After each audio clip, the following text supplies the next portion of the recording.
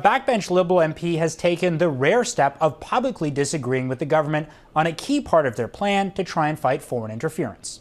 Ottawa area MP Chandra Arya has sponsored a petition calling on the feds to reconsider implementing a registry of foreign agents. A registry is a misleading way to identify sources of foreign influence, states the petition. We do not believe it will meaningfully address intimidation of Canadians and other kinds of foreign interference. The goal of a registry is to shed light on individuals paid to influence the Canadian political process on behalf of foreign countries like China, Russia, or Iran, places intelligence officials have warned are meddling in Canadian affairs. Consultations on the scope of one are underway, and it's been held up by the Prime Minister as a core part of a strategy on handling meddling in Canadian affairs. I think it's an important tool. It's not a silver bullet that's going to save everything, but I think it's part of the toolbox that we need to look at. MPs often sponsor petitions from constituents, even if they disagree with the contents, but that's not what's happened in this case. The person who initiated the petition lives in Coquitlam, BC, over 4,000 kilometers away from Arya's riding, and the Ottawa MP agrees with its message. There is a legitimate fear among Canadians, including the Chinese-Canadian community. The proposed registry as a tool in the wrong hands can lead to harassment and intimidation of many ethnic minorities, Arya told Global News.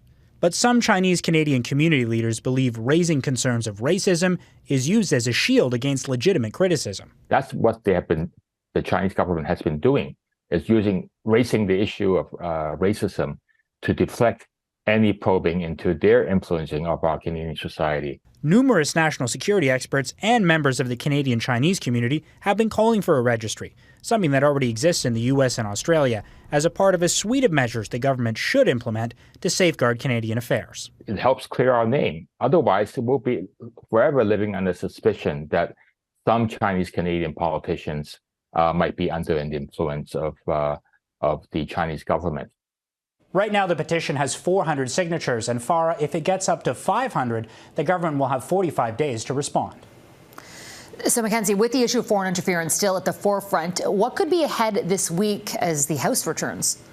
Yeah, it's really been a 2-week break in the House of Commons from the foreign interference file for Justin Trudeau. The budget's really been taking up a lot of oxygen for him. He's been going across the country speaking about that. But there will likely be questions from Pierre Poilievre, the Conservative leader, tomorrow about the Trudeau Foundation. We've done a number of stories about them here. But on Friday, our colleagues at La Presse put out a real bombshell story saying that back in 2016, a senior member of the Prime Minister's office emailed the Trudeau Foundation asking about a large donation from a Chinese billionaire that has ties to Beijing. And why is that important, Farah? Because the Prime Minister has said in the entire time this Trudeau Foundation story has been an issue that he hasn't been involved with that foundation, that he had no knowledge of it. And if we go back to Katie Telford, his Chief of Staff, she testified on Friday at the House of Commons Committee looking into foreign interference and said that they keep nothing from the Prime Minister. And that idea is going to be put to the test when he gets asked if he knew about this donation. Farah? Okay, Mackenzie Gray in Ottawa. Thanks for the preview.